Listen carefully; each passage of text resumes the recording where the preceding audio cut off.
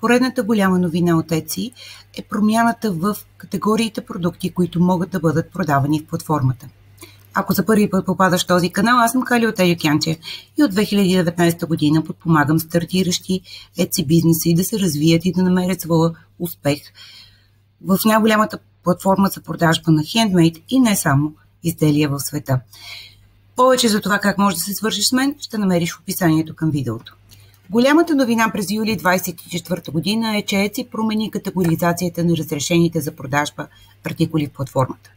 Новината ни е съобщи лично изпълнителният директор Джош Силвърман и беше брандирана като завръщане към корените. Разбира се, първата ни реакция беше, че най-накрая всички масово произведени в Китай артикули, които се препродават в Etsy като хендмейд, ще бъдат разчистени, за да направят място на истинските занаятчийски изделия. Да, ама не съвсем. Ако прочетем внимателно новите правила, ще видим, че думата handmade не се споменава абсолютно никъде, а и някои ограничения, като например при подаръчните кутии, отпаднаха в полза на продуктите масово производство. Ако до този момент можеше да продаваме артикули, които са handmade, изработени от нас или по наш дизайн, винтидж артикули на повече от 20 години, craft supplies and tools, арт-и-крафт материали, от юли 2024 година обявите ще бъдат категоризирани по 4 начина. Made by, изработени от нас, designed by, по наш дизайн, handpicked by, подбрани от нас, или sourced by, набавени от нас.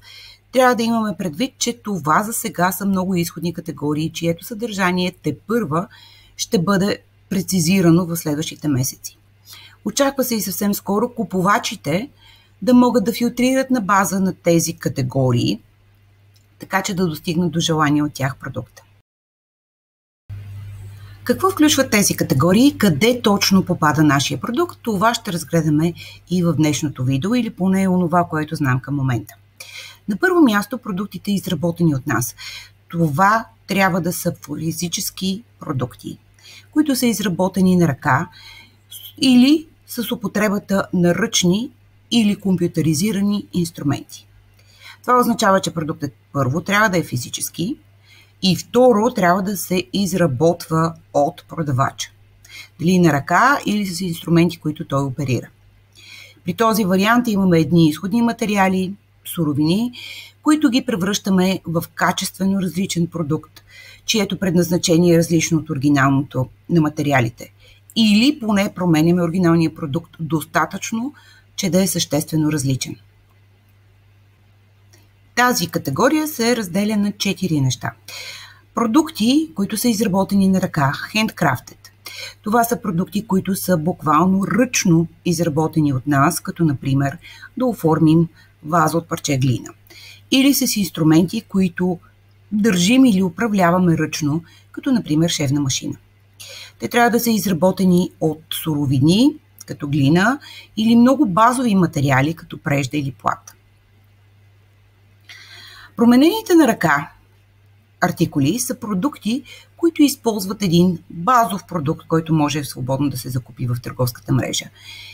И този продукт в последствие е променен на ръка, чрез използване на умения занаятчийски, така че да се различава от оригиналния. Пример за това е едно изрисувано на ръка дънково яке или тениска с ръчна бродерия. Комплектованите на ръка артикули са продукти, изработени от материали, които сте закупили директно от магазина, без съществено да променяте самия материал.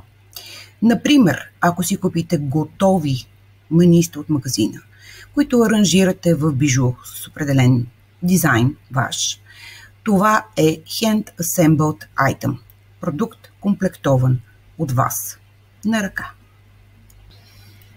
На последно място в тези категории са продуктите, изработени с компютъризирани машини. Това са машини, на които ние подаваме команда, като принтер, 3D принтер, лазер, прес, фреза, плотер или всякакви такива. Важното тук е тези машини да са при вас. Трябва вие да задавате програмата и машините да се намират във вашето студио, цех, дом или така нататък. Програмата, която задавате, дизайна, който принтер отпечатва, може да е изработен от вас, а може и да е готово за купен от вас. Можете да персонализирате готов дизайн, може и да не го персонализирате. Стига вие да подавате командата към машината, не е нужно дизайна да бъде оригинален. Тук Etsy прави едно уточнение, че в тази категория не попадат артикули, които са украсени с готови елементи, като стикери, да кажем.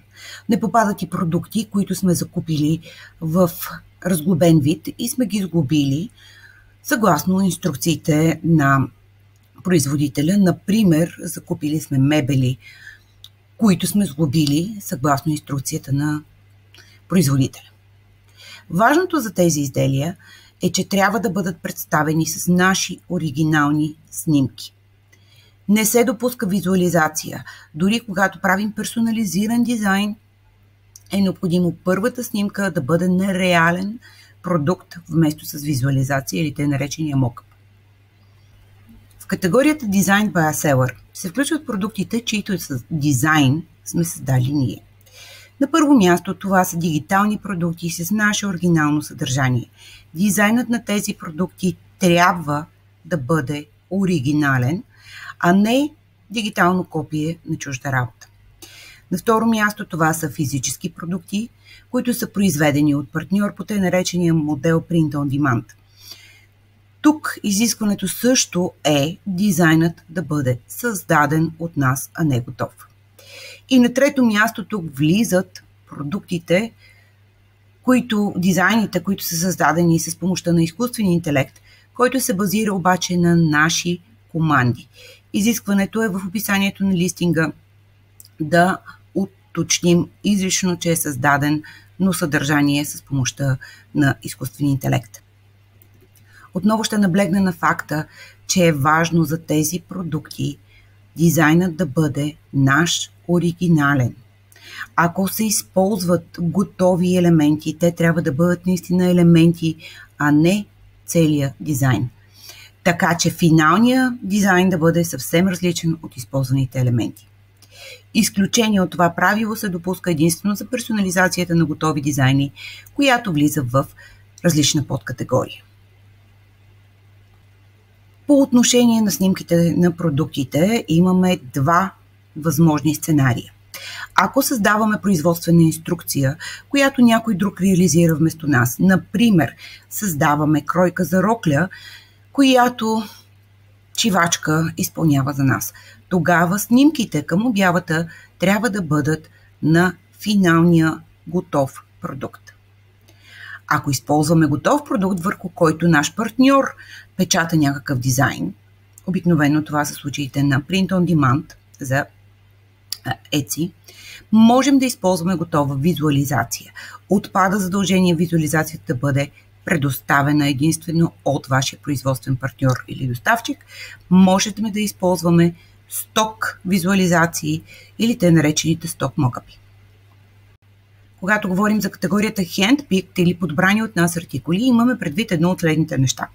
На първо място винтидж продуктите. Това са продукти на артикули на повече от 20 години, които ние сме намерили, закупили и продаваме в Etsy.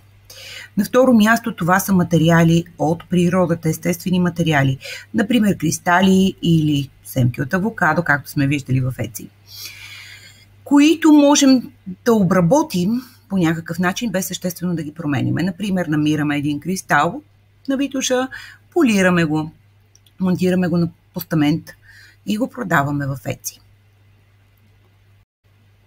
Най-голямата промяна дойде при подаръчните комплекти, кутии, кошници и така нататък.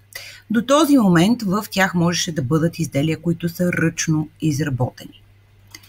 От юли 2024 година тези комплекти, които ръчно сме подбрали, единственото изискване за тях е да имат определена тема. Да не са просто кутия с лакомства или мистериозна кутия, а по-скоро кутия за млад баща, кутия за собственик на голямо куче и така нататък. Всички елементи от комплекта трябва да са изрично изброени в описанието. Последната голяма категория са артикулите, които са набавени от нас или sourced by seller. Това са артикули, които подпомагат креативността на купувача или персонализирани продукти.